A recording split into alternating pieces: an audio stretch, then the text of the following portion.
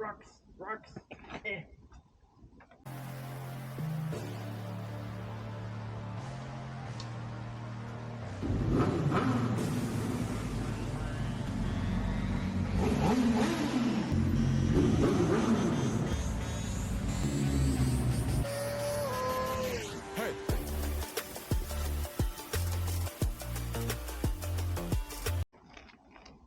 What's up, everybody?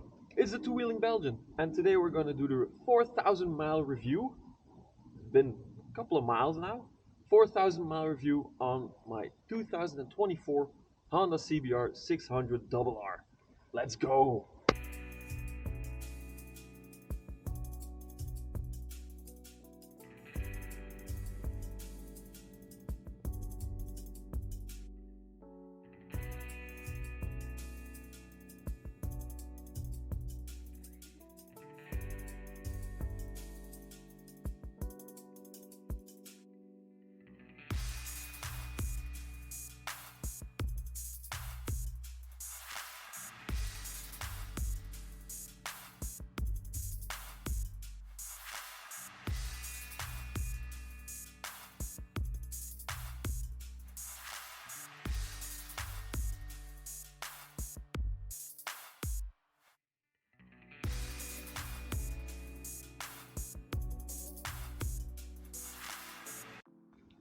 So, first and foremost, 4,000 miles.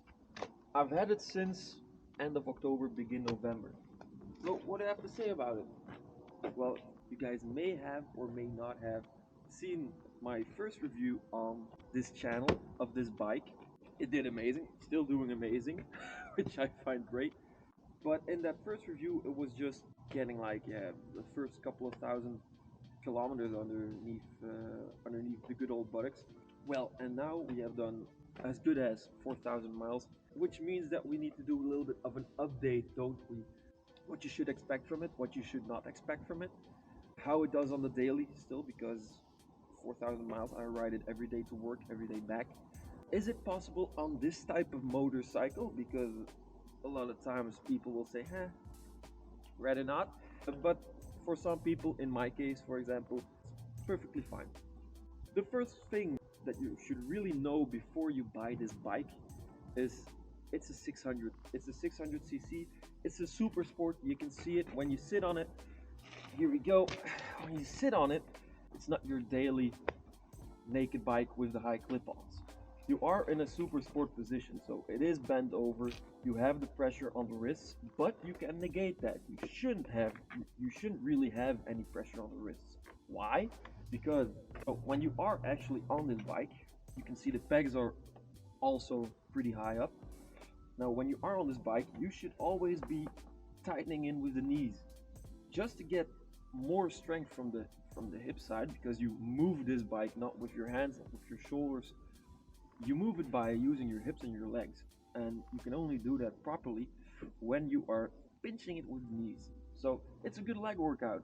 So that means that we have all the room here to just do with our wrists we want. We can do it whatever we want. It's gonna be easy, just easy work. Yeah? So even though you are a little bit hunched over, the biggest problem you will have, in my opinion, is with lower back. If you don't have a strong or a healthy lower back, this is not the bike for you, because you will be sitting way more up front on it than you would be on a naked bike, for example, or a sport touring bike, you name it. Huh? So that is already one big thing that I can say if you want this bike or not, but that's pretty much self-explanatory now, isn't it? Now, if I get back off, the looks, well, they speak for themselves. I think this is, in my humble opinion, one of the better looking 600cc bikes out there at the moment. That's the reason why I bought this one and not, for example, a ZX6, because this just looks better in my opinion. But that's totally subjective. That is for each and everyone their own taste. Second thing, how does it do in terms of mileage? Well, I gotta admit, I am not a slow rider. I always obey to the speed limit, of course, always. Well, even though I do that, even though I obey the law, well, it will not break your wallet, so to say. It's not a 1000cc if you rip on it that you gotta go to the gas station. Let me put it in kilometers because miles are a little bit annoying for me. We're in Europe, Belgium, you know. You don't have to go to the gas station each and every 100 kilometers. But if I ride pretty vividly, so pretty fluid, I will need to go to the gas station each 190, 200 kilometers because I will still get 6 liters on 100 kilometers on average, which is still pretty fine in my opinion for a 600cc super sport.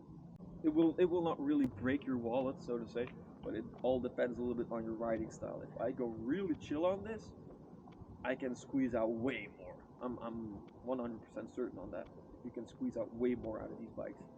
So then, third point, everyday commuting, easy as can be. This is, in my opinion, if you can handle being in the aggressive position that this bike gives you, then this is a great bike for dailying.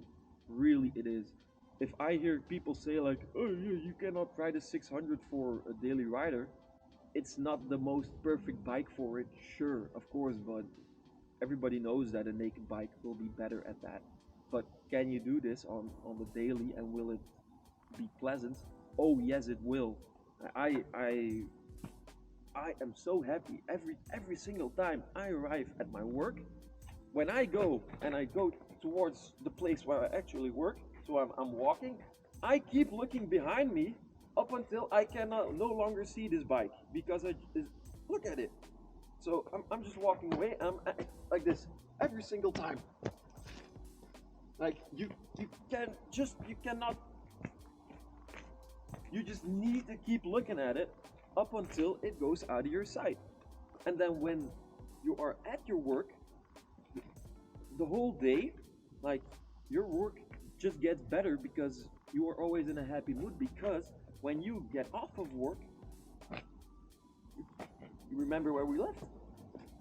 We can get back, so we get back, and here it is again. And it just it ticks those extra boxes when you are a motorcycle rider. There are reasons why everybody will have posters of super sports on their chambers or at their work instead of like a touring bike.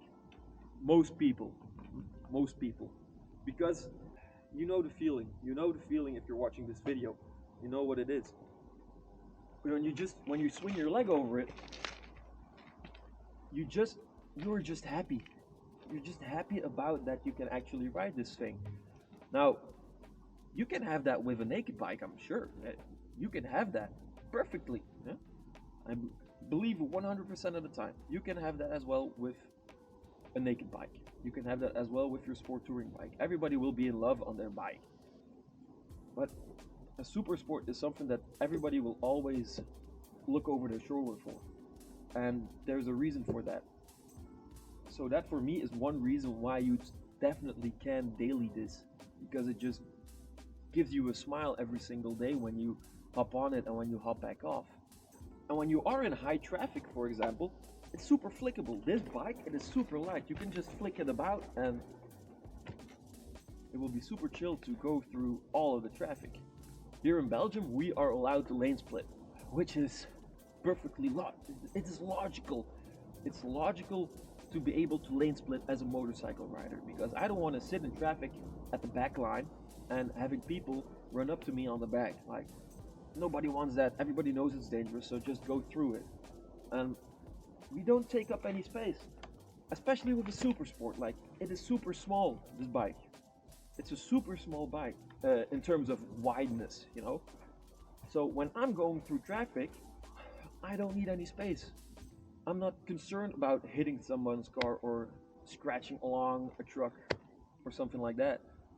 You're also lower than almost each and every single side mirror of a car. So if you are in a lot of high traffic, this can also be a good option. A lot of examples. Now, that brings me to the next part, which I have gotten a lot of questions about. One of the most frequent questions that I get about this bike is that thing right here. That thing right here, you see that? Undertail Exhaust. I love it a bit. It's one of the only manufacturers, except for Ducati, of course, and some others, probably. Yeah, I'm missing a couple, but that doesn't matter at the moment. That does an Undertail Exhaust. Does it get hot? Well, I would be lying if I said it doesn't. But how bad does it get? Right now, we are in the middle of winter, right here in Belgium. It is 2 degrees Celsius, so pretty chilly. In wintertime, the underseat exhaust is quite nice. You have heated seats, which is good for a motorcycle. You have heated seats. Summertime, you don't want to sit in stagnant traffic. You don't want to stand still on this bike in standing traffic. That is, in summertime, no. Just no. It gets hot then. But when you start riding, it goes away really quickly. But look at the Undertail exhaust. I am all for it because it looks amazing. I still have the stock exhaust on it.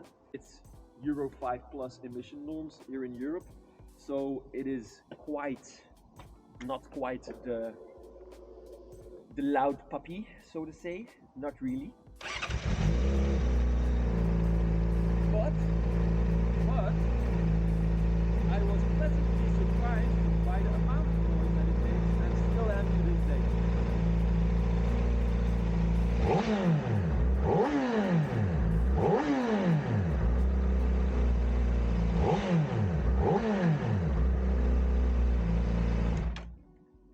I still am pleasantly surprised about the amount of noise it makes, even though it's a Euro 5 plus.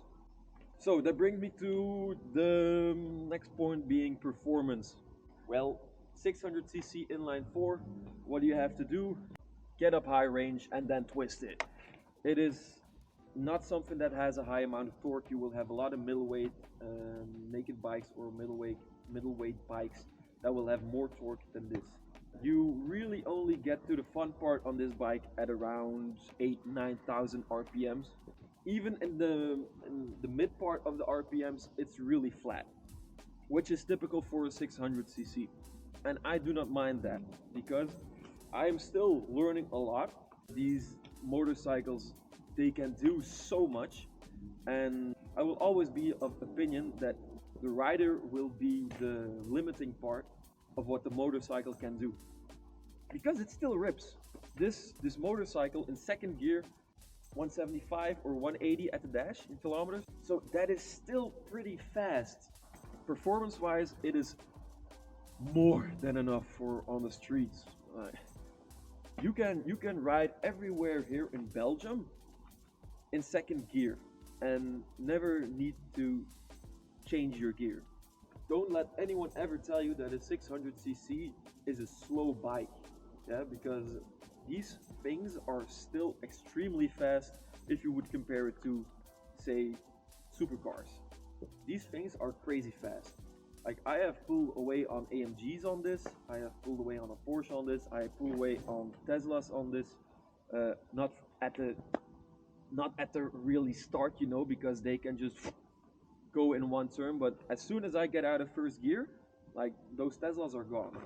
So yeah, I'm not gonna talk too much more about this bike because I've already gone over all of the details, all of the small details on my first review video. I think will be somewhere there if you want to watch it again, or if you want to watch that.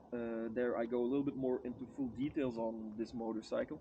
But yeah, that is my 4,000 mile review for pretty much how it handles, how it goes in daily life. Now we're gonna do a little ride because this weather, Belgium, so I take every single day that I can where I can actually do some riding, and I'm gonna make sure that the lens doesn't fog up too much this time because in the last video that I made, it was a little bit of an issue that it was constantly fogging over. Hopefully we get a little bit of better footage now. See you guys when we get on the bike in a minute. So, heat gloves on. Let's go. Just gonna be a short ride. Just pointing out some extra stuff. Not too much. Short one, I want to keep it a short video. So we got ourselves a little bit of a straight here as we come up. Now what were we going to see? I'm going to go over with you guys. I'm going to go one time up, one time back. And I'm just going to show you guys how it handles in terms of performance when you go, you just rev it up in terms of different gearing. How it will handle. Now keep in mind it's just your typical 600. But just to show you guys performance wise where you want to keep it or how you want to keep it. So if you're going to go all the way up to 6th, we're at 4K RPMs. Now all the way open, nothing, nothing, still nothing, still nothing, still nothing, still nothing, and there we go. There is the power band.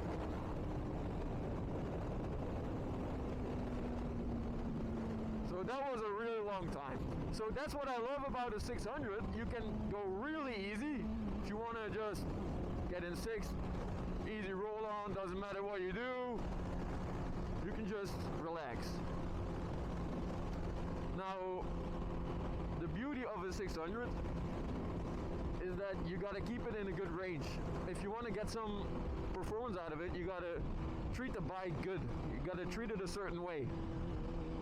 And that in return will make you a better motorcycle rider. That's my opinion at least.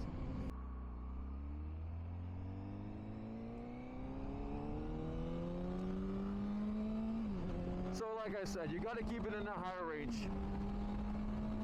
If you keep it in a higher rev range, you get way more out of it. So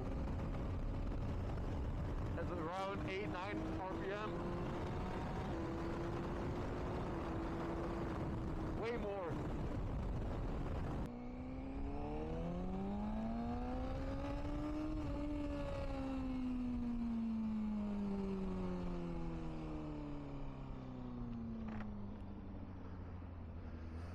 So, lane splitting. All of the room, never need to worry.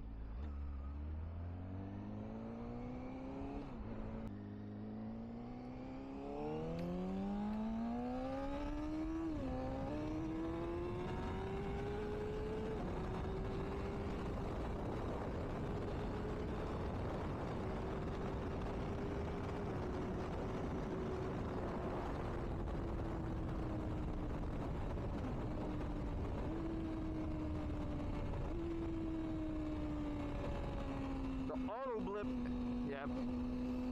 The auto blip on this is just, yeah, amazing.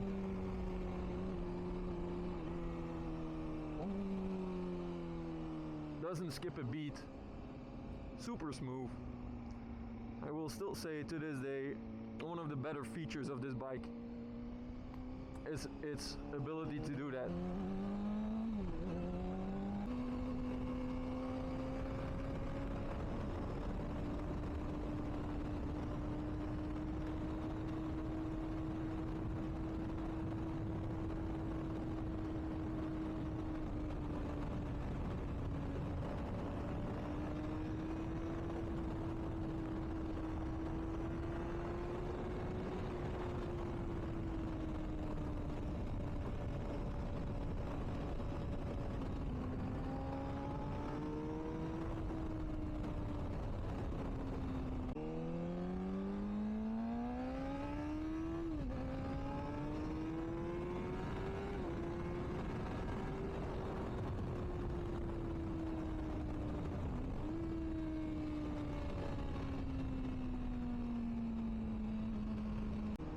So, even though today it is like 2 to 5 degrees Celsius and it's rainy slash foggy, I still decide to ride. Maybe that's my mistake, buddy. I just like it too much, I guess. I just like it too much. Can you ever like riding too much? Nah, not really, do you? Doesn't get in the way of other things, so just enjoy. Some fun turns if we can get this Hyundai in front of us away.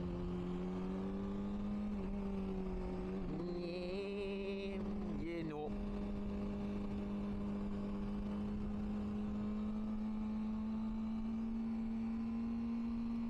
not really the time to do quick turns anyway. Let's give it one more.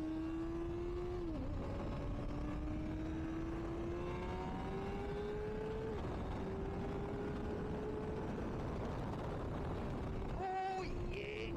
Yeah. Stay there, please. Thank you.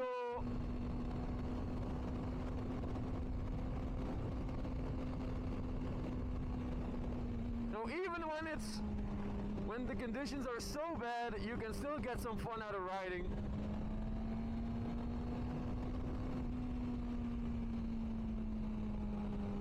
Especially on a 600 in the lonely parking lot.